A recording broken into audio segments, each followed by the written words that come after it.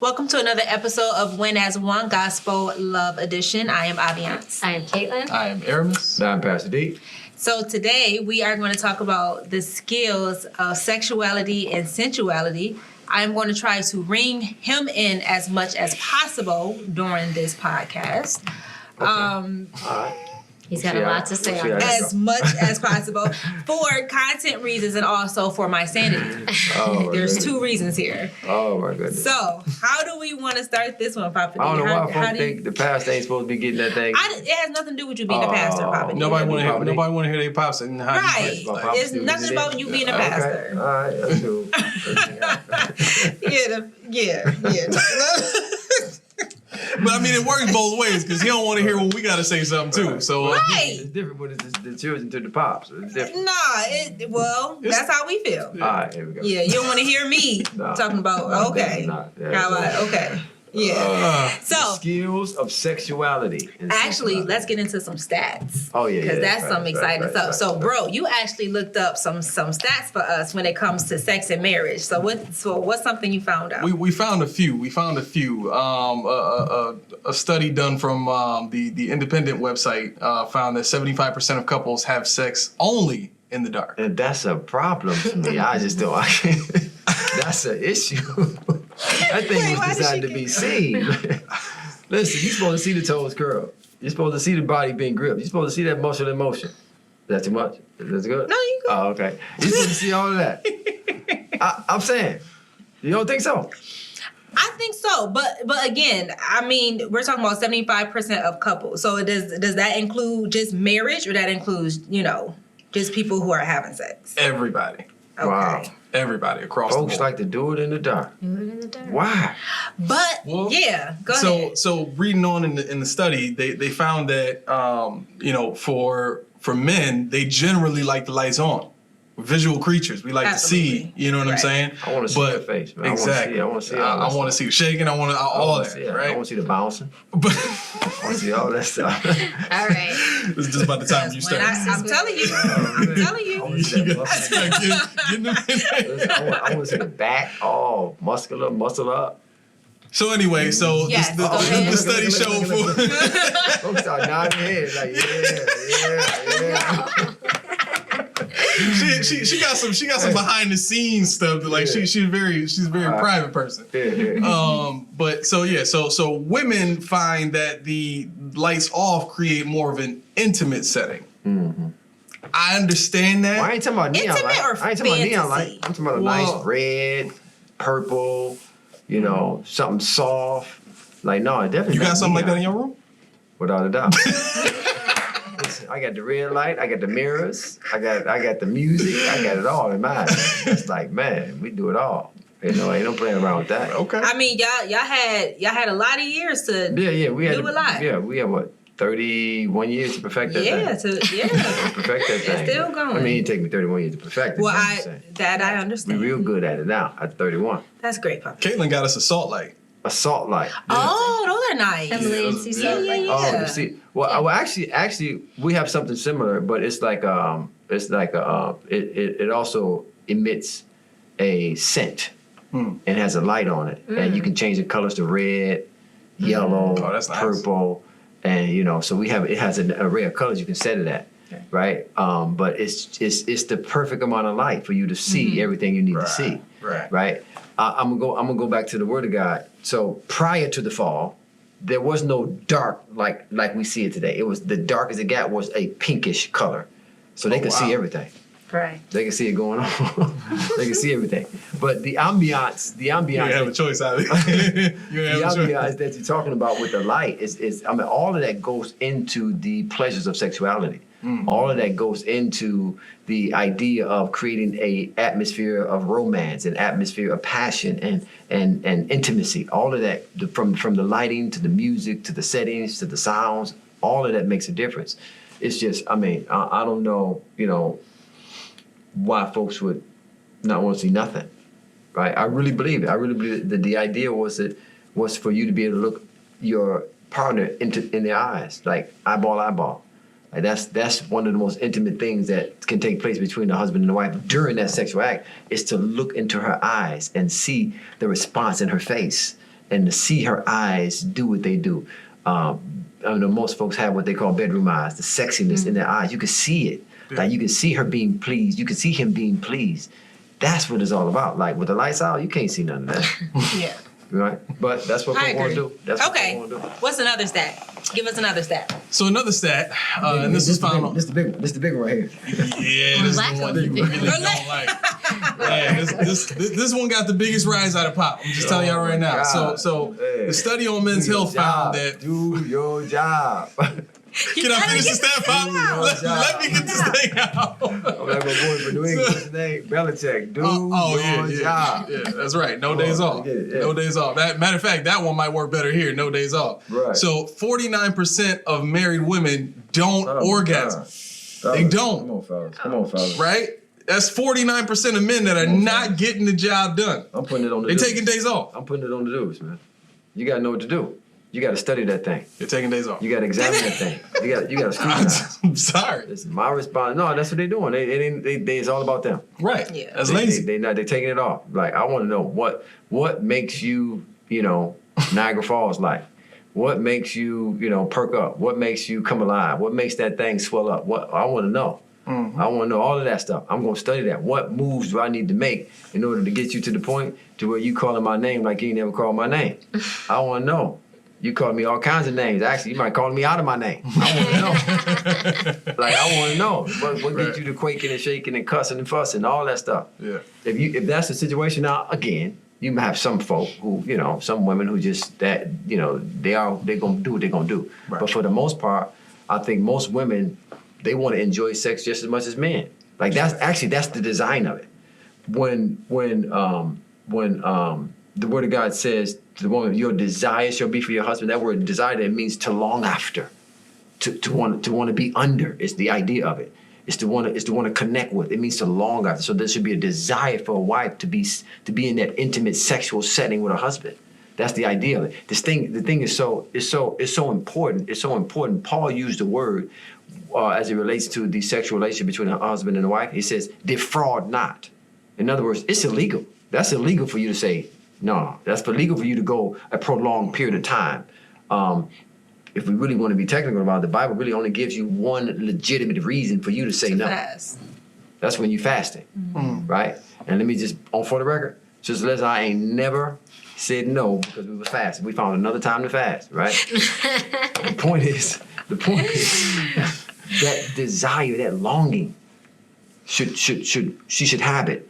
And if she has that, then fellas, you got to figure that thing out. Right. You got to figure it out. You got to figure out what makes her go to where she needs to go. So, as I told you before, though, some men have said that if a woman doesn't know her body, then, how is the man supposed to know how to please her when she doesn't know what she wants to please her in that way? She don't have to know. Right. You got to find a way. Right. She don't have to know. I mean, we're gonna do a thing with the husbands, but we have a sex education class where we talk about, moves to make, whether she know her body or not. She gonna respond. When you do something, she gonna respond. Like when you touch that thing the way it's supposed to be touched, when you kiss it like it's supposed to be kissed, you nibble on it like it's supposed to be nibbled on, she gonna respond. Her response gonna say enough. She get the squirming and moving and shaking. She get the, she get the moaning and groaning. I done found something out. I done discovered something. Right? I done discovered something. And you write that thing down. You put that in your memory bank. Right? And then you just gotta have enough in your repertoire, enough moves to make that she understands, that you get to understand her body. She'll understand herself then. Right? You gotta know how gentle she wants to be touched. You gotta know how firm she wants to be touched. You gotta know how firm she wants to be held. You gotta know how loosely she wants to be held. All those things matter. You gotta know how much of your body weight she wants to be on top of her. You got every little thing. I'm talking about every little detail matters. Yeah. Right? When it's and it's the husband's responsibility to understand that and to know that. She's gonna respond to his attention to detail. Mm-hmm. If he's paying attention to detail, she'll begin to pay attention to detail. If he's very observant, he's very cautious in how he approaches the situation, then she's going to approach it with a delicacy. She's going to be delicate about how she handles him, right? So all of these things go into the orgasmic experience. The ultimate goal is for I don't know if I want to get that one away. But anyway, look at you. yeah, I'm doing good. But we want to get to the point to where we're both enjoying the sexual relationship and get out of it what God intended for us to have, right? For we define marriage, and one of the components in that definition is the pleasures of marriage. There's pleasures associated with oneness, right? I had a thought, right? See if I can capture it as it relates to that. That the voice of well, we're gonna get to that. I'm sorry, I'm getting ahead of myself. Stats. Okay, this is the second stat. Third stat. I'm sorry. Okay, this is third stat. Go ahead. So, a study on WebMD showed that 47%. This is an abomination right here. Okay, Papa D. 47% of married couples have sex less than once. That's an abomination. Paul just said it was illegal. Folk need to go to jail. Folk need to go to jail. Folk need to be arrested, arraigned, and put in prison for this foolishness. Less than once a week. That's what? 40 times a year? 50 sometimes a year? That's less than 52 times a year. That's definitely less. And you wonder why folks breaking up. You wonder why folks run down the street. Okay, but again, like I think Caitlin had said before, if only 49... Yeah, what y'all think about that? What y'all think about once a week? That shouldn't be happening. Right. Okay. Why? Why are you looking at me like that? I'm looking at both of y'all. Why? Why shouldn't that be happening? Ask the married one. Why shouldn't that be happening? Why shouldn't that be happening, Caitlin? I mean, I just naturally wanted more than once a week. I don't know. I enjoy okay. that No, time. that's good. All right. You know? Right. Yeah. Right. You enjoy that time. Right. So naturally, Yes. once a week ain't cutting it. I mean, no. No, that's great, but that's how it's supposed to be because the sexual relationship was designed to bring a level of closeness that nothing else can.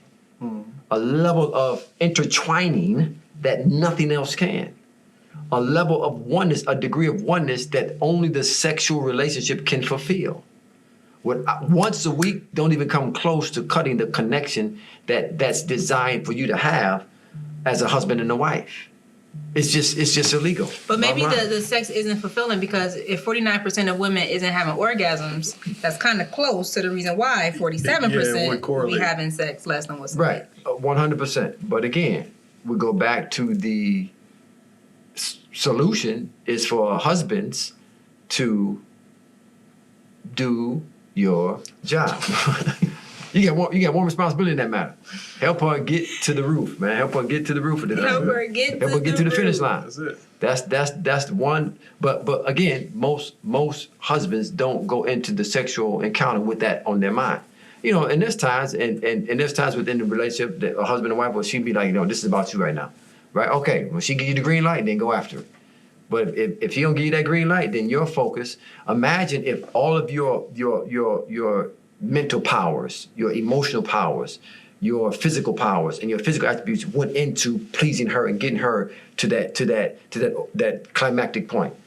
And imagine if all of her physical attributes and her intellectual power and her emotional power went into that to please you. You're talking about an explosive. You're talking about a powerful. You're talking about an engaging sexual encounter, right?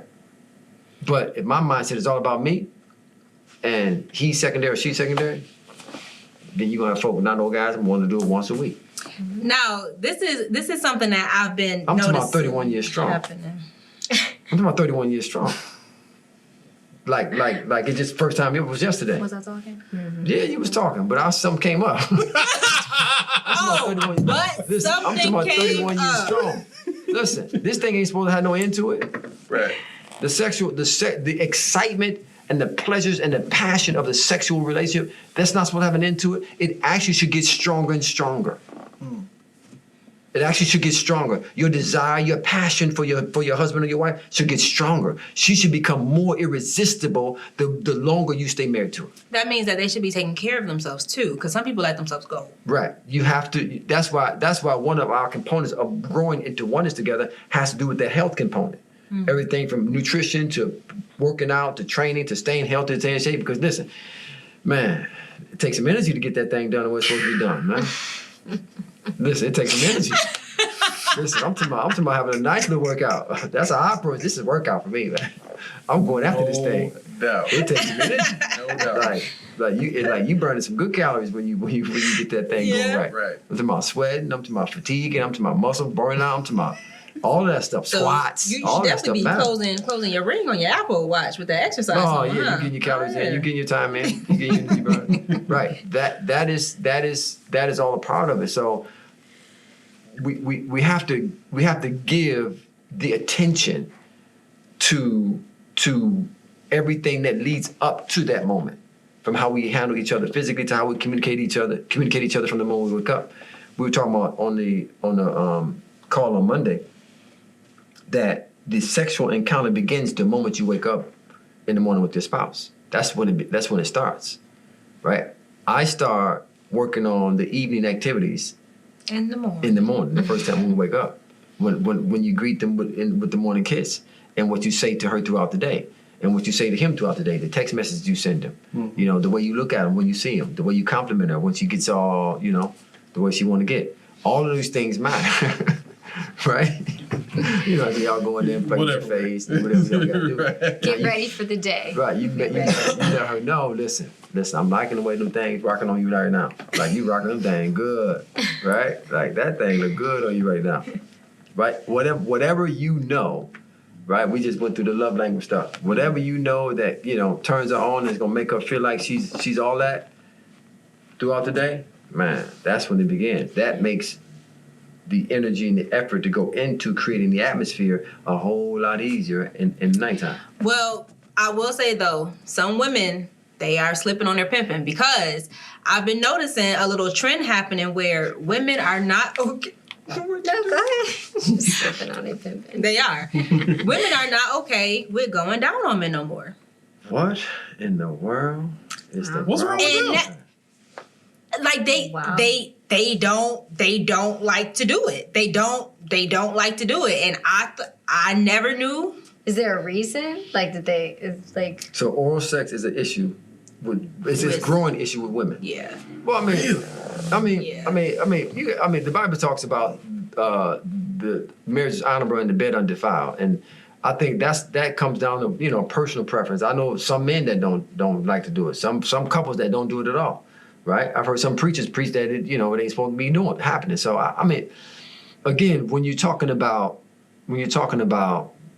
this particular aspect of the love relationship, then it's to the discretion of the couple. If that's what it is, that's what it is. I don't know. I don't know why that particular trend is taking place, but if that's what it is, then that's what it is. A husband and a wife have to come to an agreement on what that's going to be and how far they're going to go. And we were just talking about whips and chains earlier, right? Like, And listen, I'm trying to get a custom bib made. a custom bed. Bib. Oh, bib. Join around my neck, tuck it in my shirt. That's what I'm trying to get a custom bib. I like that. Right. The point Listen, it's supposed to be Thanksgiving every day. Every day. Listen, man. Every day. What the things that take place in that setting, man, is between them. So, but if that's the case, I just, as a man, as you said, like I want to see every inch, I want to see every crack, I want to see every crevice. I want to see what's going on. No, but that's we had a subject matter talking about the sculpture of the woman. Yeah. Like when God brought that woman to Adam, he said, I'm going to bring Adam something that every inch of this woman is going to drive him crazy. Like he's gonna be frothing at the mouth when he see this thing. When he look at from the toes to the top of the head, he gonna say, "Man, this mine. I'm taking this. Ain't nobody's mine. It's coming with me. I'm taking this. I'm taking this is mine." That's what he did. The Bible said when God presented him, he looked at it. He says, "No. This one coming with me. This one mine. This belong to me." She looked like she came out of me, right? Yeah, she came out of me. She's mine. I'm taking her. And I'm talking about every inch. When God designed, and the idea of that word made there, it speaks of a work of art. It speaks of the artist's greatest creation. That's the idea that went into how God meticulously took his time to fashion, to shape, to make the shapes that he knew that it would turn the man on, to give her the edges that he knew would turn the man on, to give her the distinction, to give her the jawline, to give her the keenness, to give her the curvation, the curves in the hips. I'm talking about everything, the curves in the feet, everything was designed to attract and turn the man on. That's how much time God took to create the woman from her femininity, which is a magnet for masculinity. It's designed to bring everything closer and together, right? And that's just the physical, right? When we talk about the mental and the emotional, you're talking about going to a whole nother level of oneness. You're talking about an explosion that takes place in the bedroom when you're physically, when you're emotionally connected, when you're mentally engaged, when I can see everything that's taking place during that moment, and I can feel the build up to that climactic experience, and then you get to that point to where the combustion is getting faster and it's getting hotter and it's getting more intense, and you see the little nuances of sheet grabbing and lip biting and toes. Man, that thing explode. Next thing you know, which I think is a very important point that you make all the time, that women, we have our insecurities, and that it's the husband's job to make sure that he love that insecurity away, because that could be another reason why people are having sex in the dark. She's not secure about we had this conversation. We were talking about if there's any aspect of insecurity that's taking place in a wife, then that's the husband's problem. He got to fix it. He's the solution, right? Physically, here's two things that's important, and we're gonna look at it from both sides. As far as my wife is concerned, there's nothing that let's take the physical that you were talking about. There's nothing physically that she can do as far as being overweight, being underweight, being too big, being too small, that she can do that's going to cause me not to love her beyond measure. Nothing she can physically do. That don't mean, though, I want you to be overweight. It don't mean that. Right. But at the same time, I'm gonna love you regardless of that. Don't worry about that. My role is to make her feel, whether she's 200 pounds or whether she's 120 pounds, to make her feel so loved that she wouldn't walk around naked. She wouldn't walk around like listen, I don't care. I might have this going on, but I know he loved that. He loved that extra piece of, what that is right there. He loved that. he gonna hold on to that, right? But on the other side of it, you want to present yourself to your spouse as beautiful as you possibly can, right? The whole idea of it is, what do you want me to look like? How do you want my body to look? What do you want to do? Because I'm here for your enjoyment, and you're there for his enjoyment. So what do you want? So that means I got to take care of my body, and I got to do certain things. Then that's what I'll do, because I want you to have the ultimate pleasure. That's marriage. I want you to have the ultimate experience of being pleased, even when you look at me. You just looking at me should make your belly tingle. That could be a hard conversation for some people to have, especially nowadays. And it might not even be a conversation they should have by themselves. It might be a situation where they need to be a relationship rep. I'll talk to them about it. Don't worry about it. I can talk to her. But that's what it's supposed to be. The sexual relationship, every inch of the woman was designed to arouse the man, and every inch of the man was designed to arouse the woman. That's the idea of it. And I can give you scripture that talk about being ravished and having all these different words, adjectives to express how we should feel, how she should be longing, he should be drunk. Right? She should be passionate, he should be ravished with her love. Right? She should be pursuing, he should be chasing as well. Like we see all that in the Song of Solomon. You see all those things taking place. We both should be sick of love. We both should be drunk of love. We both should be woozy in love. And see, well, people feel like that's only like a honeymoon phase. That's not something that carries out. Why you keep looking at me like that? Because you're talking, but they wrong. Oh, they wrong. Like, why you keep looking at me like? No, they're wrong. They're actually wrong. And that's just what it is. Right. Right. The honeymoon phase. Remember, that's biblically speaking, that's the 1 year that they would get for the culture of love to be established. See, the honeymoon phase, here's what people mess up about the honeymoon phase. I'm glad you brought that up because we've never really touched on this. But the honeymoon phase is this parenthetical period in the husband's and wife's mind where we're going to go and we're going to have something that we're not going to normally have. The same thing carry over into the vacation, right? But the honeymoon phase is designed to establish something that's supposed to remain permanently. Right. That's the idea. The honeymoon phase is they get it from the Bible's husbands and wives take a whole year off. But the idea of that is for the husband to cleave to the wife. Right. In other words, establish the culture by which our love relationship is going to be founded upon. So the honeymoon in our day-to-day should be where this is how we're going to treat each other. This is how we're going to talk to each other. Here's how we're going to care for each other. Right. It ain't about going to the Bahamas or going to somebody's island and getting lost in the sand. It ain't about that. It's about bringing that back, bringing that mindset back, bringing that spirit back, bringing that love back to our everyday life.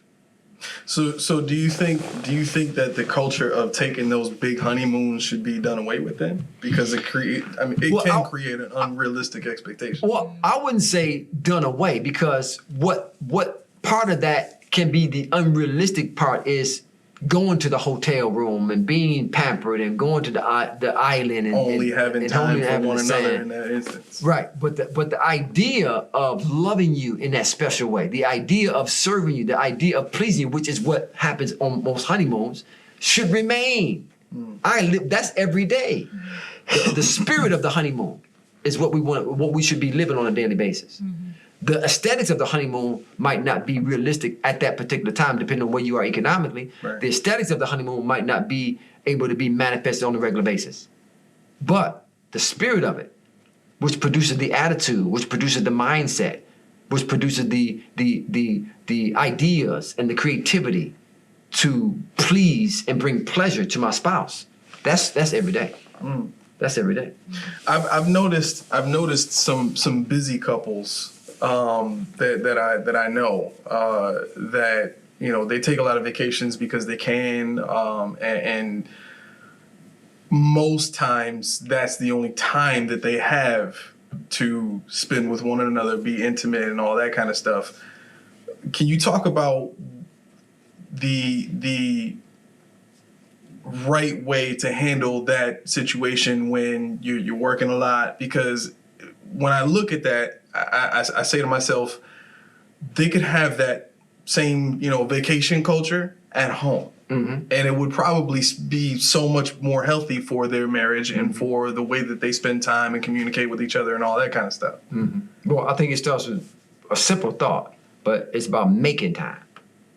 I'm sure if we sat down and we analyzed their daily activities in their life, I'm sure we can find time that they could sacrifice doing this, and they can eliminate this and find time to zero in and focus in on each other.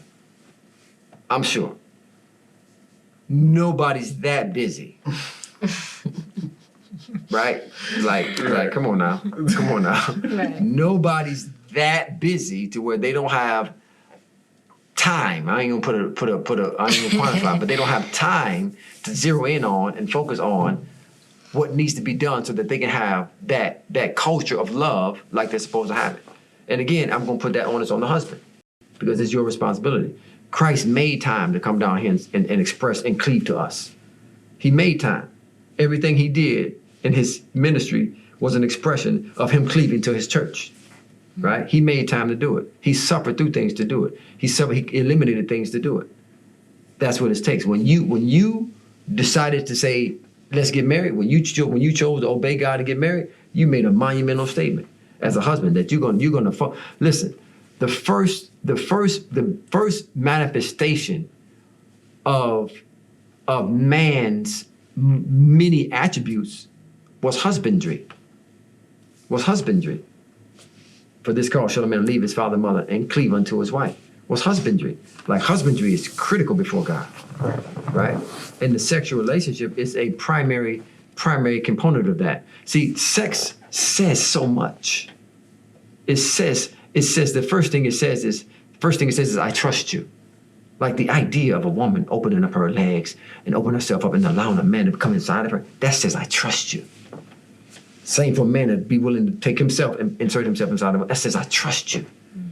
Everything from your cleanliness to what you've said to me. It says I trust you, right? You sound like you want to say something? No, I mean, I think that, the beauty of it has been lost in today's time. It's so casual, and with all the apps and how easily accessible and how easy it is to have sex the beauty of that you just explained has been lost. The beauty of I desire you. Right. Man, I want you. Like I want you. Like come here. Like I want to be with you in a way that nobody else sees, nobody else knows, but you and I experience this thing in a way. It says I desire you. Mm-hmm. Like there's nothing. Everybody wants to feel wanted and wants to feel desired. Sex says I desire you in a way that I don't desire anybody else. It also says I'm yielded to you. I give in. It's the idea is because you're longing and you're pursuing. Okay, you caught me. You got me. You caught me. Here, have your way. Oh, it's beautiful. It's beautiful. It's beautiful. Zeros. It's beautiful. Yeah. We gotta stop. You gotta stop. All right, look, you are doing good, Papa D. Yeah, we gotta stop. You are doing good, boss in the ball.